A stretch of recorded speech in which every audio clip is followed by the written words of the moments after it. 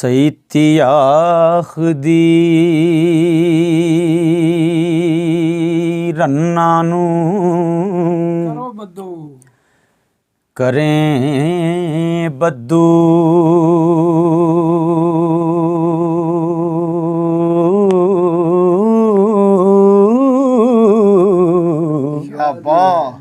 ਅਸਾਂ ਮਰਦ ਵੀ ਡਿਠੜੇ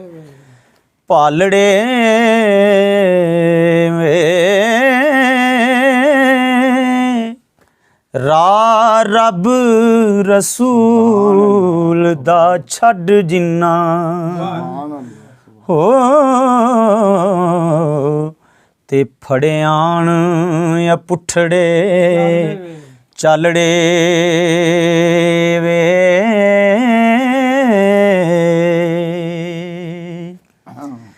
ਰਗਬਤ ਹੱਕ ਹਲਾਲ ਦੇ ਨਾਲ ਨਾਈ ਤੇ ਕਰਨ ਨਵੇਂ ਤੋਂ ਨਵੇਂ ਉਦਾਲੜੇ ਵੇ ਕਰੀ ਰਾਸਤੀ ਦੀ ਨਹੀਂ ਗੰਢ ਖੋਲਣ ਤੇ ਖੋਲਣ ਬਾਰ ਹਰਾਮੀਏ ਨਾਲੜੇ ਵੇ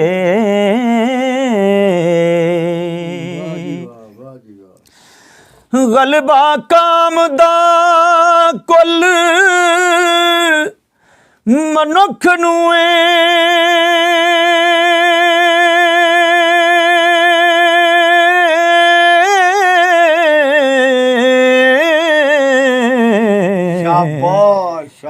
ਜਿਹੜੇ ਅੰਨ ਦੇ ਕੇ ਰੱਬ ਪਾਲੜੇ ਵੇ ਭਲਾ ਦੱਸ ਕੀ ਕੂ ਰਨ ਰੇਵੇਂ ਤੇ ਜਿੰਦੀ ਸੁਰਤ ਨਾ ਖਸਮ ਸੰਭਾਲੜੇ ਵੇ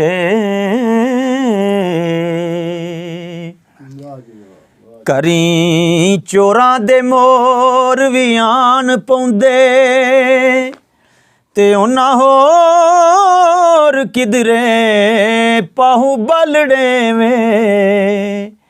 ਹੱਕ ਔਰਤਾਂ ਦੇ ਮੰਦਾ ਬੋਲਣਾ ਏ ਤੇ ਚੁੱਡੂ ਮਰਦ ਵੀ ਹੋਣ ਮੂੰਹ ਕਾਲੜੇ ਵੇ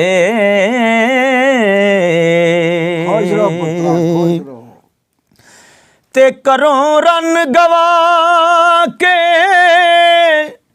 ਫੇਰ ਸਮਝਣ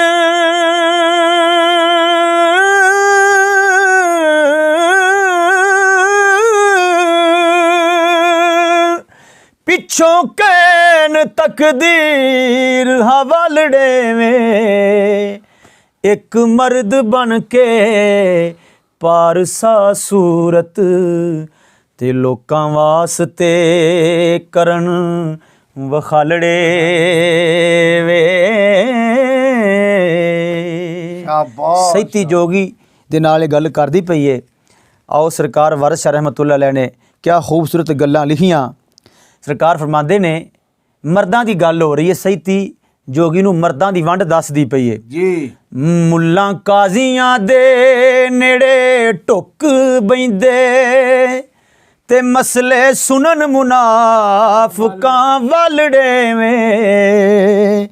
ਇੱਕ ਨਾ ਧੋ ਚਿੱਕੜ ਪਿੰਡਾ ਸਾਫ਼ ਕੀਤਾ ਤੇ ਇੱਕ ਨਾ ਜਾਣ ਕੇ ਚਮਚਾ ਗਾਲੜੇ ਵੇ ਜੀ। ਝੂਠ ਮੂਠ ਰਸੂਲ ਦੇ ਸਾਕ ਬਣਦੇ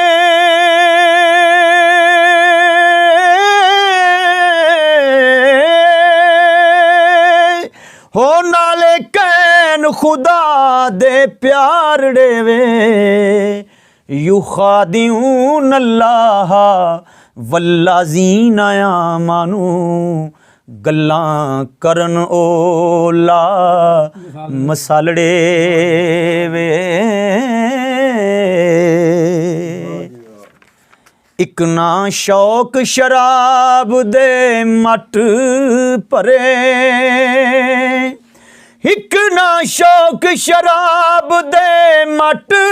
ਭਰੇ, ਤੇ ਇੱਕ ਨਾ ਸਖ ਨਹੀਂ ਰਹਿ ਪਿਆਲੜੇ ਵੇ, ਇੱਕ ਰਮਜ਼ ਤੌਹੀਦ ਦੀ ਬੁੱਝ ਗਏ, ਤੇ ਇੱਕ ਕੂੜ ਕਹਾਣੀਆਂ ਵਾਲੜੇ ਵੇ। ਇੱਕ ਮਰਦ ਜੋ ਸਹਿਬੇ ਕਮਾਲ ਹੋਏ, ਕੀਤੇ ਜ਼ੋਹਦ ਕਜ਼ਈੜੇ ਜਾਲੜੇ ਵੇ ਇੱਕ ਮਰਦ ਮੂੰਹ ਲੁੱਥੜੇ ਤੁਧ ਜਏ, ਜੀ ਤੇ ਜਿੰਨਾ ਫੂਕ ਮਵਾਤੜੇ ਬਾਲੜੇ ਵੇ।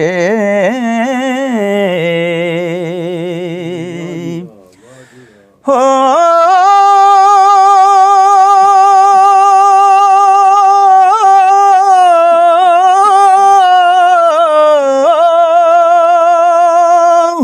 ਇੱਕ ਉੱਠ ਕੇ ਰਾਤ ਨੂੰ ਜਾਗਦੇ ਨੀ,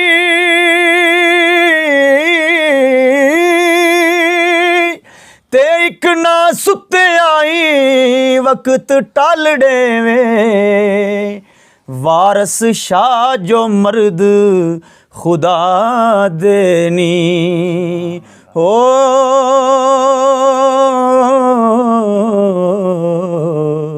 ਸਦਾ ਖਲਕ ਤੋਂ ਰਹਿਣ ਨਰਾਲੜੇ ਵੇ।